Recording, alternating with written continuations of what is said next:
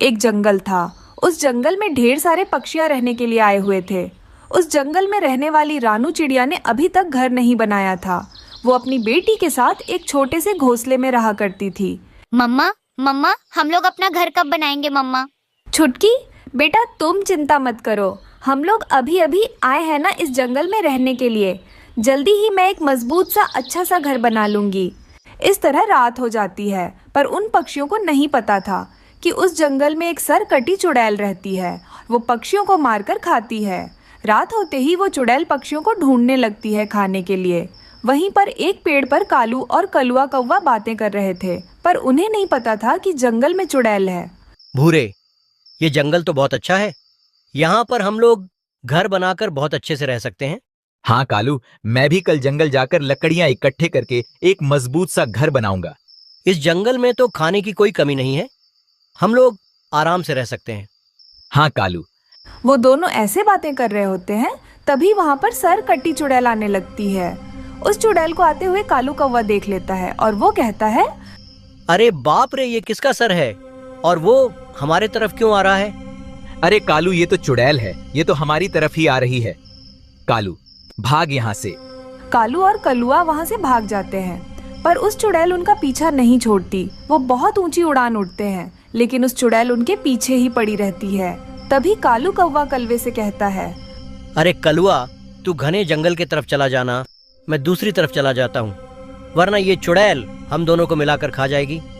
कालू ने जैसा कहा, कलुआ घने जंगल में चला जाता है और वहाँ से भाग जाता है, लेकिन वो चुड़ैल कालू का पीछा नहीं छोड़ती। कालू भागा भागा रानू के पास जाता है और वो रानू को सारी बात बताने लगता है। क्या इस जंगल में चुड़ैल है? अरे बाप रे, अब हम लोग कहाँ जाएंगे, क्या करेंगे? इतनी रात हो चुकी है। हाँ रानू, तुम जल्दी से अपनी बेटी को लेकर आ जाना। कबूतर का घर बहुत मजबूत है, हम लोग वहीं पर जाकर छुप जाएंगे सुबह होने तक। अरे बाप रे, वो चुड़ैल यहीं पर ही आ रही है। रानू, तुम अपनी बेटी को लेकर आ जाना, मैं यहाँ से जा रहा हूँ। कालू कौवा ऐसा कहकर वहाँ से भाग जाता है। वो चुड़ैल सीधा रानू के पास आकर रुक जाती है।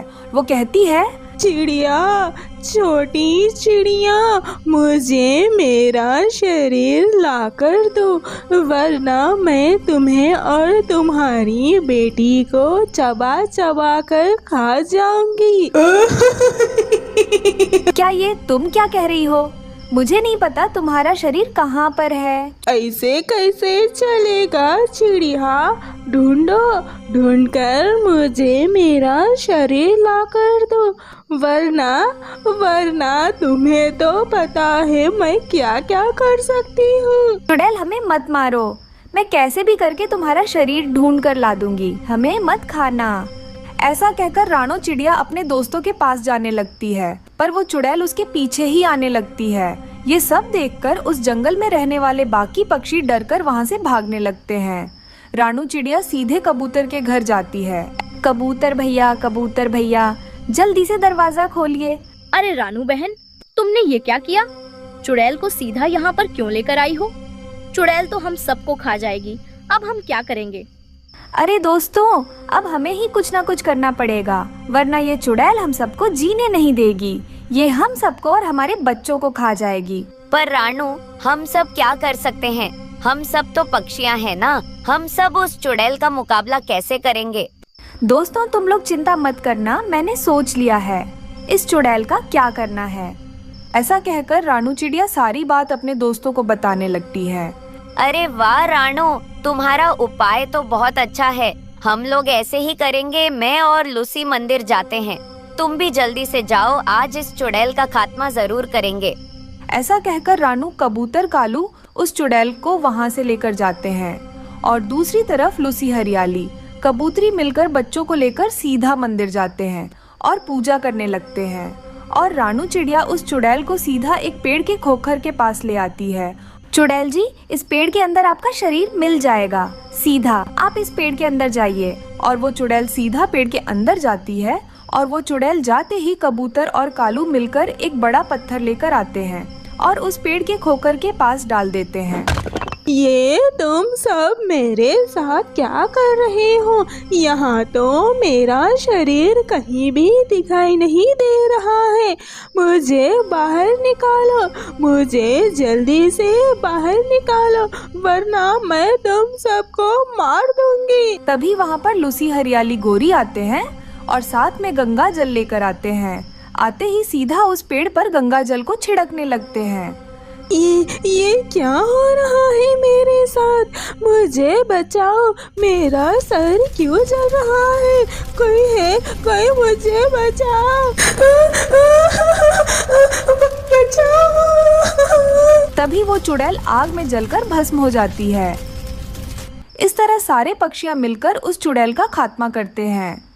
ये खूबसूरत सा जंगल था। उस जंगल में रानू चिड़िया, हरियाली और गोरी कौवी मिलजुल कर रहा करते थे। उनके बच्चों के साथ वो तीनों जरूरत के वक्त आपस में एक दूसरे की मदद भी कर लिया करते थे। और गुड़िया, मुन्नी, छोटा मिट्ठू भी बहुत अच्छे दोस्त थे। गुड़िया, छोटे मिट्ठू, अब मुझे इस घोंसले में बैठ बैठकर मन भर गया है। चलो ना कहीं बाहर झरने पर चलते हैं। सुना है झरने के पास तितलियां भी आती हैं। मैंने कभी भी तितलियों को नहीं देखा। चलो ना दोस्तों, चलते हैं। मगर मुन्नी बहन, अगर मेरी मम्मा को पता चल गया तो वो मेरी खूब डांट लगाएगी। मम्मा ने तो मुझे घोंसले में ही बैठे रहने के लिए कहा है। नहीं, मैं नहीं आ सकती। अच्छा ठीक है, झरने के पास ना सही, थोड़ा आगे जाकर इधर उधर घूमकर आते हैं। चलो ना गुड़िया। हाँ गुड़िया बहन, मुन्नी बहन सही कह रही है। हर दिन इन घोंसलों में बैठ बैठ कर मुझे भी कहीं पर बाहर जाने का मन कर रहा है। चलो ना गुड़िया बहन, चलते हैं। वापस जल्दी ही आ जाएंगे। ऐसे वो तीनों उस घोंसला से बाहर निकलकर घूमने के लिए बाहर चले जाते हैं। तभी वो तीनों देखते हैं एक जगह लाडो गुब्बारे बेच रही थी। अब उनके पास गुब्बारे खरीदने के लिए पैसे नहीं थे। हाँ, मुझे भी ये गुब्बारा चाहिए। चलो ना, एक गुब्बारा पूछकर लाडो मासी से ले लेते हैं। अरे वो रंग में रंग गुब्बारे, मुझे ये गुब्बारा चाहिए। क्या लाडो मासी हमें गुब्बारा देगी? एक काम करते हैं, हम लाडो मासी के पास जाकर मासूम सा चेहरा बनाते हैं। वो हमारा मासूम सा चेहरा देखकर हमें गुब्बारा मुफ्त में ही दे देगी। अरे वाह, ये तो बहुत अच्छा उपाय है। चलो ऐसा ही करते हैं। ऐसा सोचकर वो तीनों अपना उदास सा चेहरा लेकर गुब्बारे लेने के लिए चले जाते हैं। मगर ये बात उन मासूम पक्षियों को पता नहीं था। वो गुब्बारे बेचने वाली लाडो नहीं थी, वो तो एक चुड़ैल थी। वो तो पक्षियों के बच्चों को पकड़कर खाने के लिए वहाँ आई थी। लाडो मासी, क्या आप हमें कुछ गुब्बारे मुफ्त में दे सकती हो? गुब्बारे? तुम सबको गुब्बारे चाहिए? रुको बेटे, मैं अभी देती हूँ। ऐसा बोलकर वो अपने असली रूप में आ जाती है। ये देखकर बच्चे बहुत डर जाते हैं। अरे बाप रे, ये तो चुड़ैल है। भागो दोस्तों, भागो यहाँ से, वरना ये चुड़ैल हम सबको खा जाएगी। गुड़िया के ऐसा बोलने पर ही उस चुड़ैल अपनी शक्तियों का प्रयोग करके उस तीनों बच्चों को एक एक गुब्बारे में बंधक बना लेती है और वो कहती है, मैं तो तुम सबके लिए ही यहाँ चिड़िया बनकर आई थी। अब देखना, तुम सबको ले जाकर मजे मजे से पकाकर खाऊंगी। ऐसा कहकर वो चुड़ैल अपने घर चले जाती है।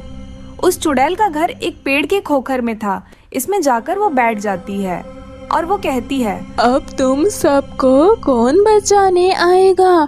थोड़ा थोड़ा करके मैं जंगल के सारे पक्षियों को खा जाऊंगी।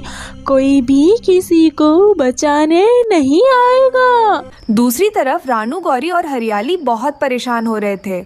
उनके बच्चे कहीं पर भी दिखाई नहीं दे रहे थे। गौरी, हरियाली बहन, हमारे बच्चे कहाँ चले गए?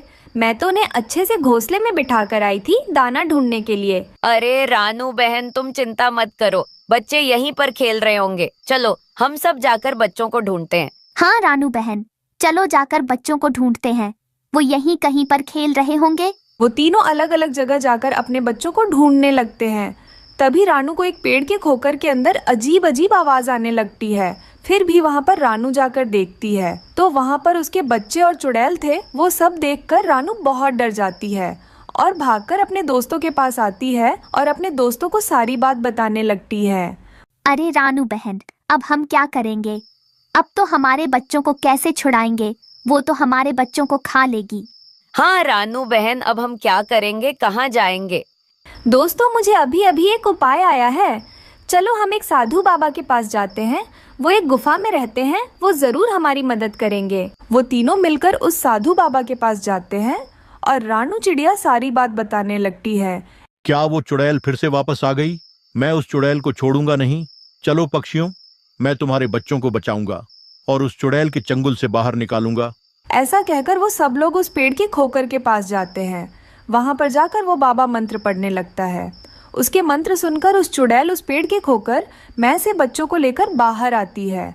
वो चुड़ैल बाहर आकर देखती है। वो बाबा को देखकर बहुत डर जाती है और बच्चों को वहां पर छोड़कर वहां से भाग जाती है। बाबा जी, आपका बहुत बहुत धन्यवाद हमारे बच्चों की जान बचाने के लिए। कोई बात नहीं पक्षियों, ये तो मेरा काम है, चुड़ैलों से पीछा छुड़वाना। अब तुम जाओ, तुम जाकर आराम से अपने घोंसलों में रहना।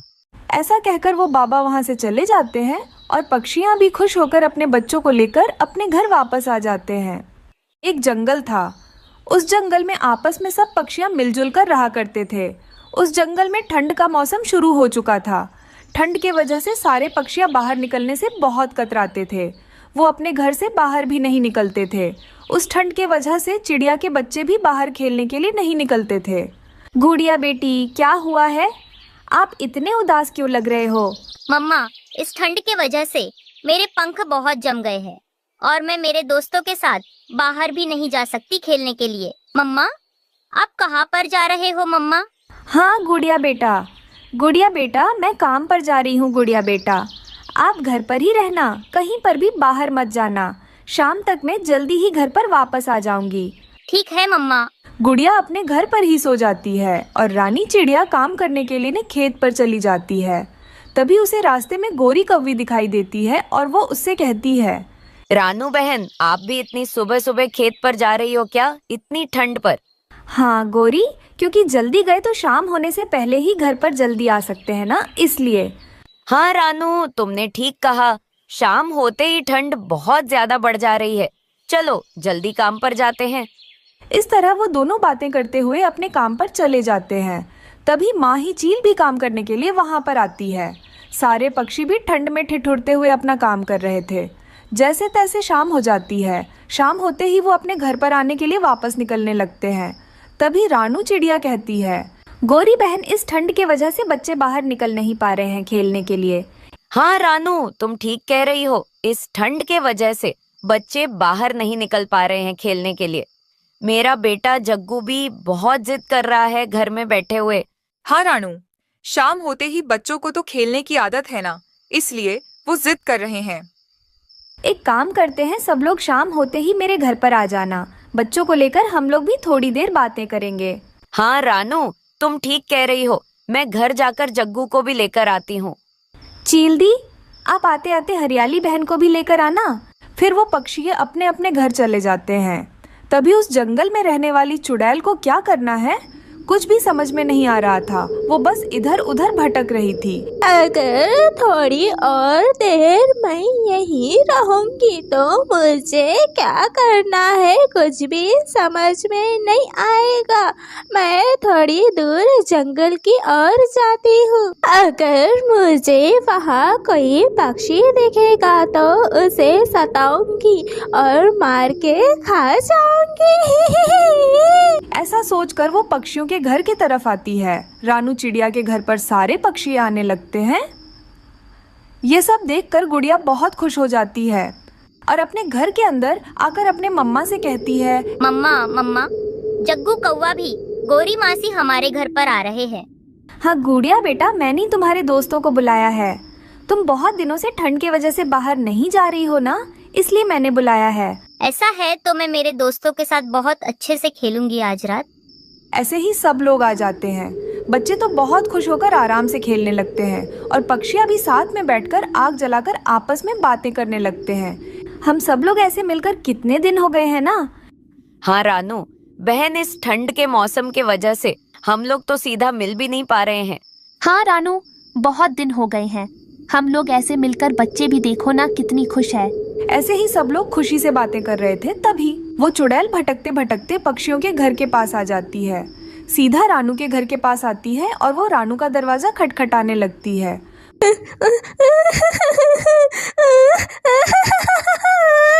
रानू बहन, कौन है वो? कौन इतनी रात को तुम्हारा घर का दरवाजा खटखटा रहे हैं? और वो रोने की आवाज किसकी है? हाँ रानू बहन, वो किसकी रोने की आवाज है?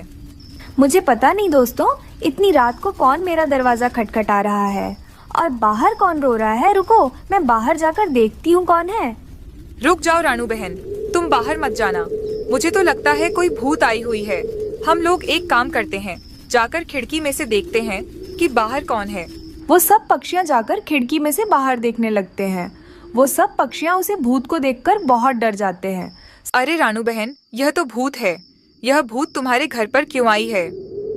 अरे दोस्तों, मुझे तो बहुत डर लग रहा है।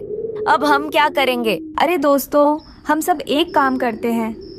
मेरे घर के पीछे एक रास्ता है, वहाँ से बाहर भाग जाते हैं। पर रानू, हम भागकर कहाँ जाएंगे? मेरे घर चलते हैं दोस्तों। सब पक्षियाँ घर के पीछे से अपने बच्चों को लेकर निकल जाते हैं और वो सीधा चील के घर जाने लगते हैं। तभी वो उस चुड़ैल उन पक्षियों को देख लेती है। भाग रही हूँ, भागो भागो, मुझसे तो तुम सब बच नहीं पाओगे। मैं तुम सबको छोड़ूंगी नहीं। वो सब पक्षियाँ मिलकर चील के घर चले जाते हैं और चील के घर में आग जलाकर डरे हुए बैठे थे। तभी उस चुड़ैल चील के घर आने लगती है। अरे रानू बहन, मुझे तो लगता है कि वो चुड़ैल यहाँ पर भी आ जाएगी। वो लोग ऐसा बोल ही रहे थे कि वहाँ पर भी चुड़ैल आ जाती है और उस घर के गोल गोल घूमने लगती है और उन सब पक्षियों को खिड़की में से देखकर जोर जोर से चिल्लाने लगती है। और वो चुड़ैल कहती है, दरवाजा खोलो, दरवाजा खोल के जल्दी से बाहर आओ।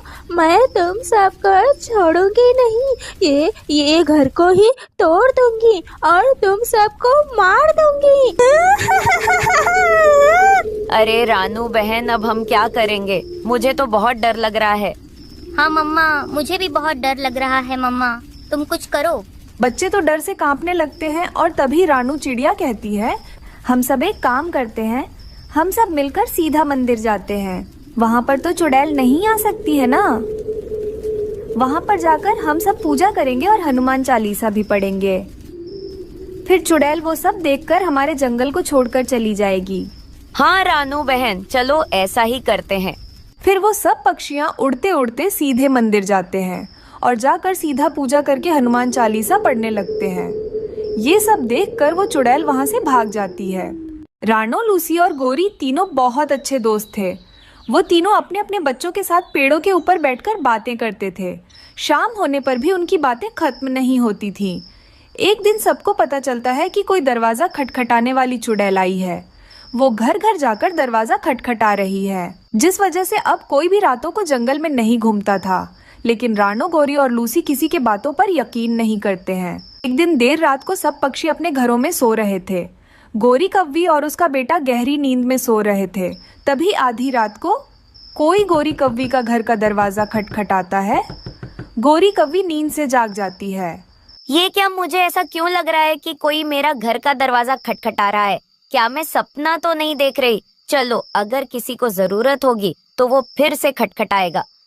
ऐसा सोचकर गोरी कव्वी सो जाती है। गोरी कव्वी गहरी नींद में सो रही थी तो फिर से कोई दरवाज़ा खटखटाता है। इस बार गोरी तुरंत अपना घर का दरवाज़ा खोलकर देखती है, लेकिन उसे बाहर कोई नजर नहीं आता। अरे यहाँ तो बाहर कोई नहीं है, तो फिर दरवाजा किसने खटखटाया? मैंने सुना है कोई चुड़ैल रातों के वक्त आकर दरवाजा खटखटाती है, मगर कौन है वो किसी को पता नहीं। ऐसा क्यों कर रही है वो? फिर गोरी सोने चली जाती है। थोड़े समय बाद फिर से कोई दरवाज़ा खटखटाता है। गोरी धीरे से जाकर अपने घर की खिड़की से झांक कर देखती है, लेकिन उसे बाहर भी कोई नजर नहीं आ रहा था। गोरी बहुत डर जाती है। सुबह हो जाती है। सुबह होते ही गोरी अपने दोनों दोस्तों के पास जाकर जो कुछ हुआ सब बताने लगती है। उसकी बातें सुनकर रानो और लूसी दोनों बहुत हंसने लगते हैं। मेरे घर कोई जरूर भूतनी आई होगी, उसने रात में दरवाजा खटखटाया। मुझे बहुत डर लग रहा है दोस्तों। गोरी, ये सब तुम्हारा वहम होगा, तुम डरो मत। तुम दोनों को मेरी बातों पर यकीन नहीं हो रहा है। जब वो चुड़ैल आकर तुम्हारा दरवाजा खटखटाएगी, जब तुम दोनों को पता चलेगा। ऐसा कहकर गोरी अपने घर चली जाती है। उस दिन रात हो जाती है। लूसी कबूतरी अपने घर में अपने बेटे के साथ आराम से सो रही थी। तभी आधी रात को उसका दरवाजा कोई खटखटाता है। इस समय मेरा दरवाजा कौन खटखटा रहा है? मुझे खोलकर देखना होगा। लूसी अपना घर का दरवाजा खोलकर देखती है तो उसे बाहर कोई नजर नहीं आता। लूसी फिर से घोंसले में आकर सो जाती है तो फिर से कोई दरवाजा खटखटाता है। लूसी दरवाजा खोलकर दिखती है तो तभी उसको एक चुड़ैल बच्ची आसमान में उड़ती हुई दिखाई देती है। वो तुरंत दरवाजा बंद करके घोंसले में आकर बैठ जाती है। अरे अरे, ये क्या? अभी अभी मैंने किसी चुड़ैल को आसमान में उड़ते हुए देखा है। माँ, दरवाजा कौन खटखटा रहा है? मुझे बोलो ना माँ। किकी बेटा, कोई नहीं, तुम सो जाओ। अभी अभी मैंने बाहर भूत को देखा है, मुझे बहुत डर लग रहा है। तुम सो जाओ किक्की बेटा। क्या बाहर भूत है? मुझे भी डर लग रहा है माँ। तुम आकर मेरे साथ सो जाओ माँ। उस रात माँ बेटा दोनों जगते रहते हैं। वो दोनों अब सोने से डर रहे थे। सुबह होते ही लूसी अपने दोनों दोस्त को अपने घर बुलाती है। वो उन दोनों को सब कुछ बताती है जो उसके साथ हुआ था। अरे लूसी, मैंने तो अभी तक उस चुड़ैल को नहीं देखा, लेकिन तुमने देखा है। अब तो तुम मुझ पर भरोसा करती हो ना? हाँ दोस्त, वो एक चुड़ैल बच्ची है। वो यहाँ क्यों आ रही है? मुझे कुछ नहीं पता वो ये क्या चाहती हैं।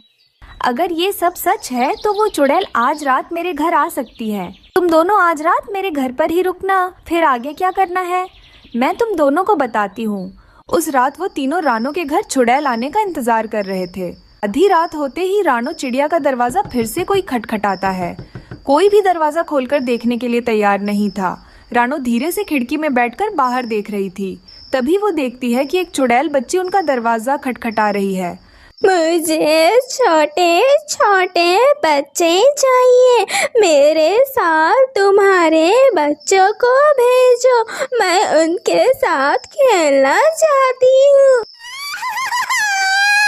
दरअसल वो चुड़ैल बच्चों को लेने के लिए वहाँ आई थी। सभी एक एक करके उस खिड़की से चुड़ैल को देखने लगते हैं। डर के मारे सब छिप जाते हैं। हम उस भूत को कैसे भगाए? वो हमारे बच्चों को लेने के लिए यहाँ आई है। वो जरूर कोई इंसान की बच्ची होगी जो अब चुड़ैल में बदल गई है। दोस्तों, हम सब एक काम करते हैं। हम सब मिलकर भूत के सामने हनुमान चालीसा पढ़ते हैं। फिर भूत कभी नहीं आएगी। फिर वो सभी एक साथ दरवाजे के पास आकर हनुमान चालीसा पढ़ने लगते हैं। चुड़ैल को हनुमान चालीसा सुनना सहन नहीं होता। वो तुरंत वहाँ से भाग जाती है और फिर कभी लौटकर वहाँ नहीं आती। ये जानकर वो तीनों बहुत खुश हो जाते हैं। रानो के दोनों दोस्त लूसी और गोरी उसकी बहुत तारीफ करने लगते हैं। इस तरह फिर से वो सब खुशी खुशी से रहने लगते हैं। बारिशों का मौसम शुरू हो गया था। रानो चिड़िया ने तो बारिशों के लिए पूरी तैयारी कर ली। उसने पक्का घर भी बना लिया था और घर में ढेर सारा भोजन भी जमा कर लिया था। कालू जी, गर्मी तो हम दोनों ने यहाँ वहाँ मजे से काट ली। अब इन बारिशों का क्या होगा?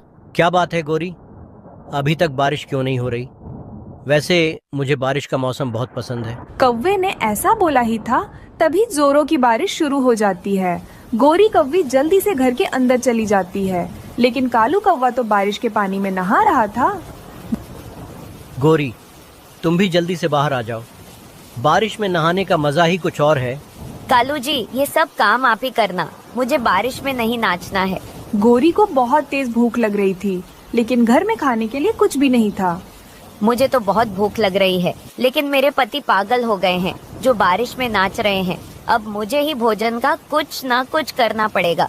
फिर गोरी भोजन के लिए बारिश में उड़ रही थी। तभी वो बुलबुल के घर से खिड़की में से झांक रही थी। उसके घर में ढेर सारा भोजन था। वो तुरंत कालू के पास आती है और कौवे से कहती है, कालू जी, बुलबुल के घर में ढेर सारा भोजन रखा हुआ है। आप जाकर बुलबुल से बातें करना, मैं खिड़की के रास्ते भोजन चुरा लूंगी। अरे वाह गोरी, तुम्हारा आइडिया तो बहुत अच्छा है। बुलबुल को कुछ भी पता भी नहीं चलेगा। फिर कौवा बुलबुल के घर आता है और उसका दरवाजा खटखटाने लगता है। इतनी तेज बारिश में कौन आया होगा? फिर बुलबुल अपना घर का दरवाजा खोलती है। तभी कौवा घर के अंदर आ जाता है। क्या हुआ कालू? इतनी तेज बारिश में मेरे घर कैसे आना हुआ? वो बुलबुल, बारिश में नाचने में अकेले मजा नहीं आ रहा। क्या तुम भी मेरे साथ नाचोगी? नहीं कालू, मैं बारिश में बहुत जल्दी बीमार पड़ जाती हूँ। तुम किसी और के पास जाओ। ऐसे कालू कौवा बुलबुल को बातों में लगा रहा था। पीछे से खिड़की में से गोरी कौवी बुलबुल के सारे अमरूद चुराकर वहाँ से भाग जाती है।